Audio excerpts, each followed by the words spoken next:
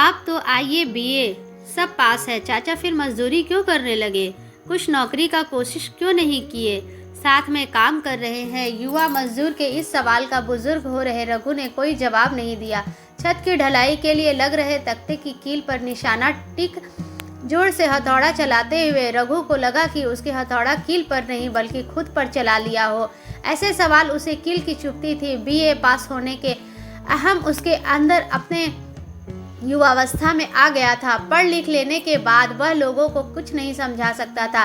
इस अहम उसने अपने माँ बाप को कभी यह नहीं कहा कि पढ़ लिख कर जब कि भी अगर उसे कोई नौकरी मिली तो वह उसे कभी मजदूरी नहीं करने देगा, बल्कि उल्टे उसने मजदूरी करने पर हमेशा उन्हें कोसता कि वह भूखे मर जाएगा, पर जीवन में कभी मजदूरी नहीं करेगा। शिक्षित होने की अहम में उसने कोई हुनर भी नहीं सीखा। शादी हो गई, बच्चे हो गए, फिर तो जीवन जीने के लिए कुछ न कुछ करना ही था। उसी अहम और माँ बाप की नाराजगी की वजह से ऊपर वाले भी नाराज ही रहे, जिससे कोई नौकरी न लगी और आखिर में जिंदगी गुजारने के लिए उसे भी मजदूरी करनी पड़ी। देखो बेटा, बात ऐसा है कि जब जैसा तब तैसा, नहीं किया तो मनुष्य कैसा। अभी वक्त की यही मांग है कि मैं मजदूरी कर अपने परिवार का पेट पालूं, तो वो मैं कर रहा हूँ और तू अपने काम से काम रख। रघु अभी भी अपने पढ़े लिखे होने का सबूत ग्रामीणीय दर्शनीय बातों से दिया। चाचा ननकू तो मैट्रिक कर लिया, अब उनको भी क्यों नहीं ले आते हो काम पर? सारा दिन गाछी घुमाता रहता है। अरे उसको भी अहम घेर लिया है, कहता है परदेश जाएगा, हुनर सीखेगा, मेरी तरह मजदूरी नहीं करेगा, बिल्कुल अपने बाप पर गया है। गहरी सांस लेते हुए रघु ने कहा, सही तो कहता है चाचा, यहाँ मजदूरी करने में कौन लज्जत नहीं है, ना काम का ठिकाना ना मजदूरी का। ऊपर से तुम इतना कर्जा ले रखे हो कि कमेटी से ब्याज पर हर हफ्ता किस्त देना पड़ता है। उसको परदेश भेजो, वहाँ कुछ कमाएगा तो अपना ही बोझ हल्का होगा। शाम को मिली मजदूरी से रघु घर की ओर चला और ननकू रास्ते में ही दिख गया। बस फिर क्या था, दिन में कील सी चुभ सवालों का भ्रास सब गांव वालों के सामने ही ननकू पर निकाल दिया। ननकू पर छिड़कना तो उसका उठौना था, पर आज पूरे गांव वालों के सामने कुछ ज्यादा ही हो। रात के 10 बज गए, ननकू घर नहीं आया। माँ का दिल बैठा जाता था और धीरे धीरे रघु को भी घबराहट होने लगी। उसे डर से घर में बताया भी नहीं कि रास्ते में उसने ननकू को डांटा है। रात भर माँ बाप सोए नहीं, चाहे जो भी हो जाए। देर सवेर ननकू घर जाया करता था, पर इस बार वह घर नहीं आया। सब परेशान। गांव में उसके दोस्त यारों से पता चला कि उसने कुछ दोस्त परदेश जाने वाले थे। रात में उसी के साथ था। माँ का कलेजा धक से रह गया। पक्का वह चला गया अपने दोस्तों के साथ। रघु के अंदर मिली जुली भाव उमड़ घुमड़ रहे थे। थोड़ा डर था कि इतनी कम उम्र और गुस्से से परदेश न चला गया हो। थोड़ी खुशी इसलिए थी, कुछ कमाएगा तो घर की हालत थोड़े अच्छे होंगे। ट्रेन के जनरल डब्बे में खिड़की की तरफ बैठा ननकू पाँव फटने के साथ आ रही सूरज की रोशनी में नई उम्मीदें खोज रहा था। अंदर से वह इतना खुश था कि मानो जैसे किसी जेल की कैद से रिहा हुआ हो। आज उसका अपना ही बापू दुनिया का सबसे क्रूर आदमी लग रहा था। ट्रेन की तेज रफ्तार की तरह उसके ख्वाब भी तेजी से बढ़े चले जा रहे थे।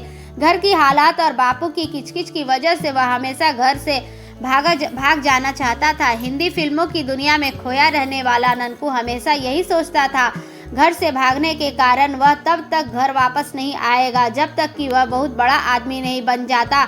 बड़ा आदमी बनने के बाद अपनी बड़ी सी गाड़ी में ठाठ से गांव आएगा, अपने दरवाजे पर उतरेगा।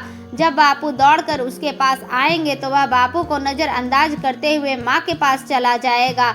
यह उसे ऐसा लग रहा था कि उसने सपने सच होने की ओर यह पहला कदम है। दोस्तों की मदद से वह घर से भाग आया था। यह उम्र ही ऐसी होती है, आप इसे जो प्रवाह पकड़ा दो यह उसी में बह चलती है। बहुत कम ही लोग ऐसे होते हैं कि इस प्रवाह की मिजाज को पहचान पाते हैं। इधर गांव में सुबह सुबह घर का माहौल एकदम गुमसुम, कोई किसी से कुछ नहीं बोल रहा था। सब खामोशी से खुद ही खुद को तसल्ली दे रहे थे। सब यही दुआ कर रहे थे कि जहाँ भी जाए अच्छे से रहे। 4 बहनों के बाद पैदा हुआ ननकू घर का सबसे छोटा था। धीरे धीरे वक्त के थपेड़े ने ननकू के भाग जाने का गम थोड़ा कम कर दिया था। साल बीतने को थे, पर ननकू गांव नहीं लौटा। रघु का कर्ज दिन ब दिन वैसे ही बढ़ता चला गया। जैसे ननकू का घर लौट आने या घर के लिए कुछ पैसे भेज देने का इंतजार। दोस्तों के फ़ोन से ननकू घर पर सबसे बातें करता, पर रघु से नहीं। इस इच्छा दोनों बाप बेटे की होती थी। इस दूसरे की बात करने पर ननकू डर से नहीं करता था और रघु अहम से साल भर ननकू को काम सीखने में ही लग गया। इधर घर की हालत सुधर नहीं पा रही थी। रघु को गांव में कभी काम मिलता कभी नहीं। कर्ज का मूल तो वैसे का वैसा ही था। सूद दिन ब दिन बढ़ता चला गया। आखिर में रघु ने भी फैसला किया कि वह भी परदेश चला जाएगा। कम से कम वहाँ रोज काम और समय पर मजदूरी तो मिल जाएगी। गांव के कुछ लोग कमाने के लिए किसी और प्रदेश जा रहे हैं। रघु भी उसी के साथ हो लिया। वहाँ जाते ही रघु को अच्छे पगार वाला काम मिल गया और इधर ननकू भी कुछ भेजने लगा। जिंदगी थोड़ी थोड़ी पटरी पर आने लगी। इधर ननकू को उस प्रदेश की आबो हवा कभी रास नहीं आई तो ख्वाब उसने ट्रेन में संजो कर लाए थे। उतरते वक्त शायद वह ट्रेन में ही कहीं छूट गया। यहाँ पर कदम कदम पर उसका कुछ न कुछ छूटता ही चला गया। कभी उसकी गांव की मासूमियत छूटी तो कभी बचपना, कभी उसकी नींद छूटी तो कभी उसका थकान, और जो सबसे ज़्यादा छूटा वह था भूख। अब वह दो वक्त भूखा रह सकता था। तकनीक से इस दौड़ में जहां संपन्न परिवार के बच्चे मोबाइल लैपटॉप की ब्लू किरणों की वजह से वक्त से पहले बड़े हो रहे हैं, वही ननकू जैसा किशोर जीवन का भाग दौड़ वाली भीड़ की वजह से वक्त से पहले बड़ा हो गया। एक बात उसकी समझ में अच्छे से आ गई कि रातों रात अमीर आदमी सिर्फ 2-3 घंटों की फिल्म में ही बना जा सकता है, असल जीवन में नहीं। अब प्राण निकली जाती है कि जल बिना मछली के जैसे तड़प उठा था। चेहरे पीले पड़ जाते हैं मानो किसी के शादी का उपटन लगा दिया हो। सब मिलकर किसी तरह सरकारी अस्पताल में भर्ती करा आया। आनन फानन में सर्जरी हुई पर ननकू को होश नहीं आया। डॉक्टर ने आईसीयू में डाल दिया। ननकू ने भी कम पढ़े लिखे अपने दोस्तों अब डॉक्टर से कैसे पूछे कि ननकू को क्या हुआ है। अपने गांव में भले ही सब बब्बर शेर हो पर वहां परदेश में किसी की जुबान नहीं खुलती थी। ऊपर से परदेश का भेदभाव। अस्पताल में सब उन्हें बड़ी अजीब सी नजरों से देख रहे थे, मानो जैसे वह मनुष्य नहीं बल्कि उसके द्वारा तय किया गया कोई अछूत हो। 2 दिन बाद ननकू जिंदगी की जंग हार गया। किसी को कुछ नहीं समझ में आया कि क्या हुआ। डॉक्टर से कोई कैसे कुछ पूछे तो क्या हुआ। बस कुछ डॉक्टरों को आपस में बात करते सुना कि अंतरी सूख गई है। डॉक्टरों ने आनन फानन में ननकू को डिस्चार्ज कर दिया, मानो किसी अनहोनी को छुपाने की कोशिश की जा रही हो। दोस्तों को कुछ भी समझ में नहीं आ रहा था अब वह क्या करे। सबसे सब आप परिपक्व थे। कैसे गांव में खबर करे, मृत शरीर का क्रियाक्रम यहीं कर दे या गांव ले जाए तो कैसे ले जाए। फिर सोच विचार कर सबने पहले रघु को ननकू के ही मोबाइल से फ़ोन किया। रघु और ननकू दोनों के पास एक दूसरे का फ़ोन नंबर था पर कभी किसी ने एक दूसरे की बात नहीं की। आज के दौर में टच स्क्रीन वाला फ़ोन लगभग सभी के पास है पर कोई किसी के टच में नहीं होता।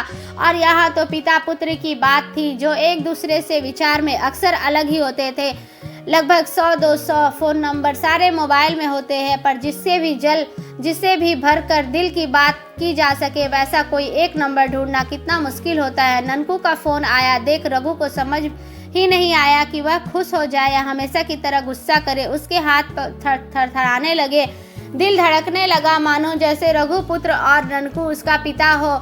उस समय रघु ऐसा महसूस करने लगा कि फ़ोन पर पिता के रूप में उसे ननकू से डांट पड़ने वाली है। वह हेलो कैसे बोले यह भी फैसला नहीं कर पा रहा था। पिता के अहम के साथ बोले, पुत्र वाला डर के साथ बोले या बिल्कुल प्यार से बोले। इतने में फ़ोन कट गया। पिता होने की अहम से वह सोच में पड़ गया कि वापस इधर से फ़ोन लगाए या नहीं। तब तक दूसरी बार फ़ोन बज उठा। बगैर एक पल गवाए उसने फ़ोन उठा लिया और मिले जुले भाव के साथ हेलो कहा। जब उसे लगा कि दूसरी तरफ ननकू नहीं है तो उसकी घबराहट थोड़ी कम हो गई और फिर उसके अंदर जो भाव उभरे उसकी तो उसने कल्पना भी नहीं की थी। पत्थर तो वह पहले से था पर ऐसा लगा कि उस पत्थर को बर्फ की वादियों में कोई अकेला छोड़ आया हो।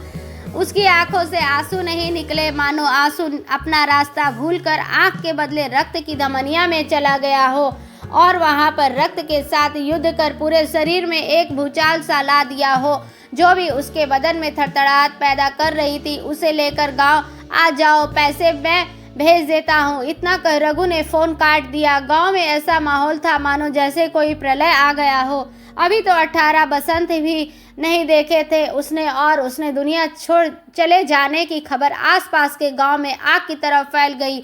लोग कितने सपने संजो कर परदेश जाता है, लेकिन वापसी में सपनों के पूरे होने के बदले एक दुख स्वप्न आ जाए तो जिंदगी जीना मुहाल सा हो जाता है। रोड के रास्ते एम्बुलेंस में मृत शरीर को गांव लाने का इंतजाम हो गया। सारे रिश्ते नाते घर पर इकट्ठे होने लगे, पर अभागा रघु कैसे आए? 100 लोग 100 मशवरे जारी था। इधर रघु जल बिना मछली जैसे छटपटा रहा था, मानो कोई जादू की छड़ी मिल जाए जिसके सहारे वो झट से अपने लाल के पास पहुंच जाए। उनकी पिछली 6 महीने की कमाई एम्बुलेंस के किराए में चंद मिनटों में पहले ही खत्म हो चुकी थी।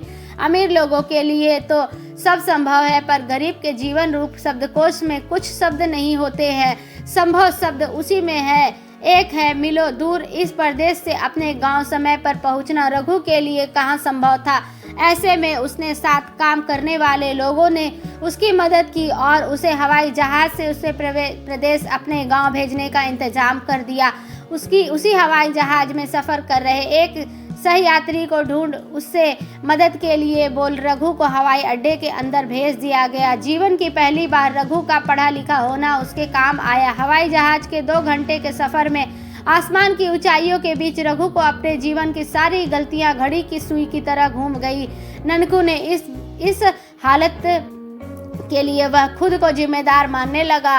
विद्यार्थी जीवन के कुछ भूले बिसरे सपने भी याद आने लगे, जिसमें से हवाई जहाज पर चढ़ना भी उन सपनों में से एक था। हवाई जहाज की तेज आवाज के बीच वह खुशी और गम में फर्क नहीं कर पा रहा था। ऐसा लग रहा था कि सारे फर्क मिट गए हों। लोग अपनी चाहत को पाने के लिए क्या कुछ नहीं करते, लेकिन कभी वह दांव पर लगा कर भी कुछ मिले तो लगता है कि हमने जिंदगी से यह तो नहीं मांगा था।